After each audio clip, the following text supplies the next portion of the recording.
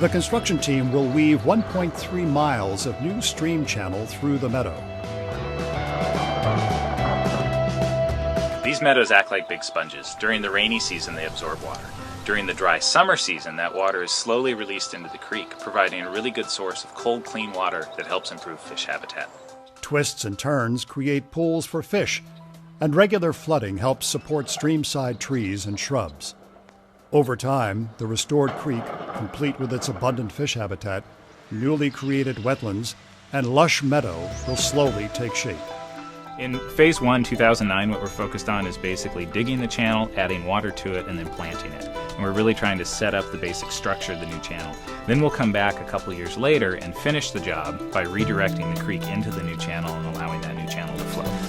The excavation team, which specializes in stream restoration and wetland construction, works steadily as it moves through the landscape, slowly transforming the dry, dusty meadow back into what will one day again be the home of a meandering, life-nourishing creek.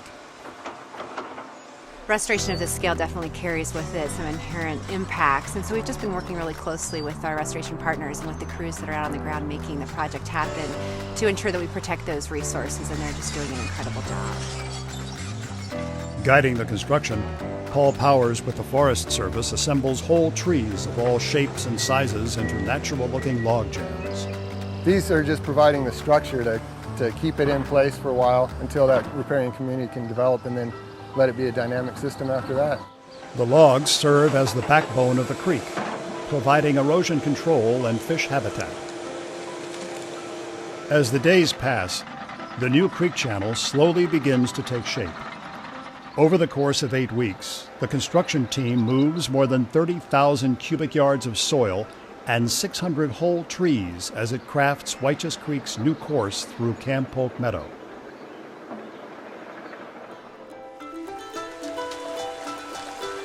Historically, the creek used to run dry. It ran dry as a result of stream flows dropping, large irrigation withdrawals that took place through the work of the Deschutes River Conservancy. We've seen a real increase in stream flows as water rights have been acquired and put back in stream.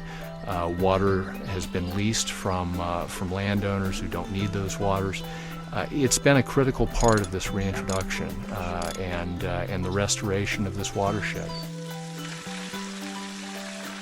A trickle of water through the new channel will slowly start to recharge the meadow, provide moisture for the new plants, and prepare the channel to be completed in 2012. We've already seen just huge increase in the amount of birds coming in since we've brought the water in. And it's just really fun to watch how the meadow is already changing before us, even in the midst of the construction. To judge by what's happened over here with the willows, maybe that kind of intervention in 10 or 12 years with water added from the creek can create something that will look, to our eyes at least, like what we think we would have seen before those first homesteaders came. The short-term impact on this landscape will lead to a long-term healthy and wild place, a landscape restored, nurtured, and growing. Soon the creek will meander through the meadow with clean, cool water, just as it might have hundreds of years ago.